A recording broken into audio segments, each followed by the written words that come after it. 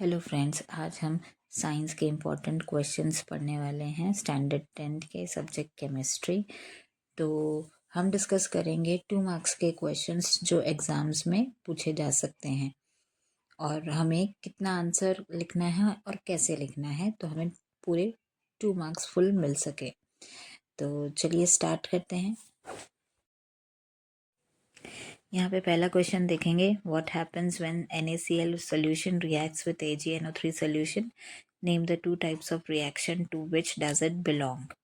तो यहाँ पे एक क्वेश्चन में 2 सब क्वेश्चंस पूछे गए हैं 2 मार्क्स के लिए। तो पहला क्वेश्चन ये है कि सोडियम क्लोराइड सिल्वर नाइट्रेट के साथ जब रिएक्शन करता है तो क्या होता है। तो यहाँ पर सिल्वर नाइट्रेट जो कि एक्वस फॉर्म में है, मतलब लिक्विड फॉर्म में है, सोडियम क्लोराइड वो भी एक्वस फॉर्म में है, तो दोनों जब रिएक्ट करते हैं तो सिल्वर क्लोराइड और सोडियम नाइट्रेट बनता है। तो यहाँ पर जो सिल्वर क्लोराइड बनता है वो वाइट कलर का प्रेसिपिटेट होता है, सॉलिड फॉर्म होता है एक। अब दूसरा क्वेश्चन देखते हैं, name the 2 types of reaction to which does it belong. तो ये यहाँ पे डबल डिस्प्लेसमेंट रिएक्शन हो रहा है। जैसे कि आप देख रहे हैं NO3 की जगह Cl ने ले ली है और Cl की जगह NO3 ने ले ली है। तो यहाँ पर इनकी प्लेसेस चेंज हो गई है और इसको डबल डिस्प्लेसमेंट रिएक्शन कहा गया है। इसको प्रेसिपिटेशन रिएक्शन भी कहते हैं क्योंकि यहाँ पे सॉलिड प्रेसिपिटेट बना है, AgCl का सॉलिड फॉर्म बना है प्रेसिपिटेशन में, तो इसे प्रेसिपिटेशन रिएक्शन भी कहा गया है। तो 2 मार्क्स के लिए आपको इतना आंसर तो लिखना पड़ेगा। नेक्स्ट क्वेश्चन देखते हैं, what is observed when a solution of potassium iodide is added to a solution of lead nitrate, name the type of reaction, write a balanced chemical equation to represent above chemical reaction। तो अब potassium iodide और lead nitrate को जब मिलाया जाता है तो क्या होता है। यहाँ पे हम देखेंगे yellow precipitate of lead iodide is formed and it is called as precipitation reaction because जो लेड आयोडाइड बनता है वो सॉलिड फॉर्म में होता है। तो रिएक्शन आप देख सकते हैं, सेम रिएक्शन आपको लिखना पड़ेगा 1 मार्क के लिए।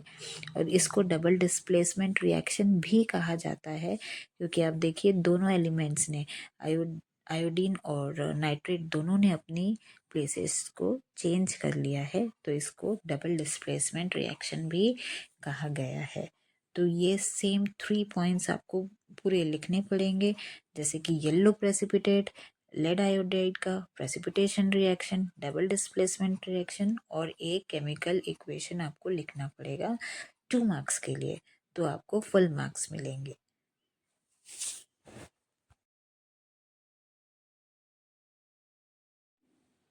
अब नेक्स्ट क्वेश्चन देखेंगे, write balanced chemical equations for the following reactions.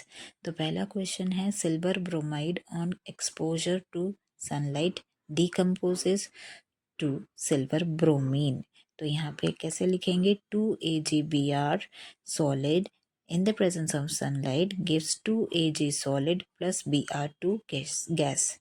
Next, sodium metal reacts with water to form sodium hydroxide and hydrogen gas.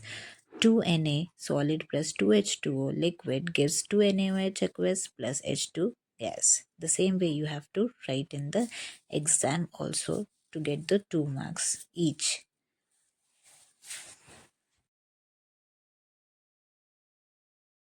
तो नेक्स्ट क्वेश्चन देखते हैं, why does the colour of copper sulphate solution change when an iron nail is dipped in it, write two observations. तो यहाँ पे WRITE right है और TWO2 है, तो प्लीज़ उस स्पेलिंग को इग्नोर कीजिए।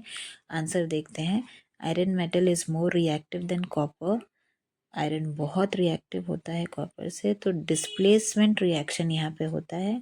आयरन क्या करता है, डिस्प्लेस करता है कॉपर को, कॉपर का सल्फेट सोल्यूशन से, और फॉर्म करता है ग्रीन कलर का सोल्यूशन जिसे कि FeSO4 कहते हैं। एंड रेडिश ब्राउन कलर का कॉपर मेटल आप देख सकते हैं डिपॉजिट हो जाएगा सोल्यूशन में। तो यहाँ पे उसका रिएक्शन देख सकते हैं, Fe reacts with CuSO4 gives FeSO4 plus Cu. जो ये FeSO4 सोल्यूशन पड़ेगा वो ग्रीन कलर का दिखेगा, पेल ग्रीन कलर का, और कॉपर डिपॉजिट हो जाएगा.